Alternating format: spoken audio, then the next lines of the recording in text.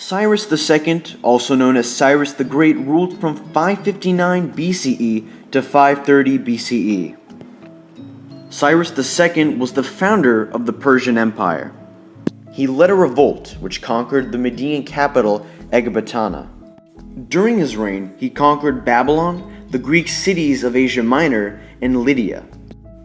Now, while Cyrus was a very strong ruler, he was killed by the Massagetæ of Tamaris' army near Xerxes.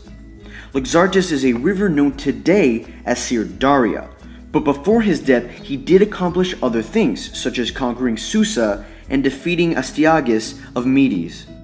Right now, you're looking at a picture of Darius the First. Darius the First began his reign after the death of Cambyses. Early on in his career, he actually ends up fighting the Scythians, where he's quite unsuccessful. In 518 BCE, he began construction of Persepolis, which was a city under development during this time. Soon after, he does throw Persia into many different wars and battles with various societies. Later on, he would be succeeded by Xerxes after his death in 486 BCE. Our next ruler is going to be Xerxes. His reign began in 486 BCE and ended in 465 BCE. Very early on in his reign, Xerxes destroys Babylon, and afterwards he plans the invasion of mainland Greece. One of his accomplishments is defeating the Spartans at Thermopylae, but does lose the Battle of Salamis, which becomes a turning point for the Greeks on their side of the war. The social hierarchy in the Persian Empire consisted of the king and the royal family, the priests, the aristocracy, the military people, traders, craftsmen, peasants, and finally slaves. For the most part, the class that you were born in was also the job that you did.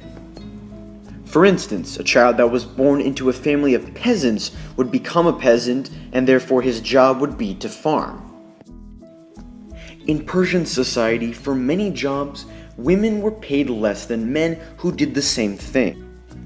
Some jobs, in this case it would be female supervisors, were paid more than the men beneath them. Also, women were given a payment for each child that they had. During this time period, people and even leaders like Cyrus practiced the Zoroastrian religion. Not only that, but the first true art craze or art surge began in the Achaemenid period. Fine pieces of jewelry, works of gold, Greek-influenced sculptures, and silver swords were all created during the time. Even their cities could be considered works of art because of the craftsmanship that went into each building. Ancient Persian society consisted of many different jobs. They went all the way from peasants to craftsmen, traders, military personnel like soldiers, and even religious leaders. Farming was a very crucial part to the Persian Empire. It was certainly an industry because of its importance to the empire.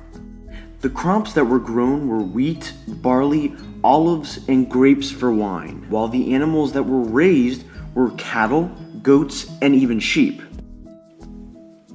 Perhaps one of the most important facets of Persian economy was trade. The empire relied both on its extensive trade routes and sea-bearing trade to export their gold, silver, silk, and pottery, while importing many other needed goods from friends close and abroad.